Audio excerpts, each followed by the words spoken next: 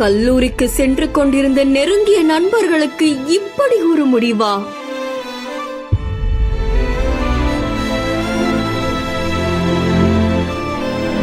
யமன் ரூபத்தில் காத்திருந்த லாரியால் பரிதாபமாக உயிரிழந்த மாணவர்கள்.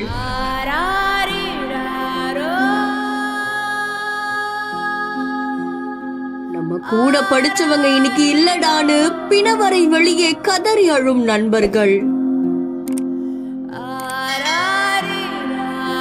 மயிலாடுதுறை மாவட்டம் சீர்காழி பக்கத்துல இருக்கக்கூடிய புத்தூர் கிராமத்துல அரசு கலை கல்லூரியில கொள்ளிடத்தை சேர்ந்த செல்வம் அப்படின்ற மாணவனும், கடலூர் மாவட்டம் சிதம்பரம் பக்கத்துல இருக்கக்கூடிய கவரப்பட்டு கிராமத்தை சேர்ந்த புவனேஷ் அப்படின்ற மாணவரும் BBA 3ஆம் ஆண்டு படிச்சுட்டு வந்திருக்காங்களாமா. இந்த 2 நண்பர்களுமே நெருங்கிய நண்பர்கள் அப்படின்னு சொல்லப்படுது.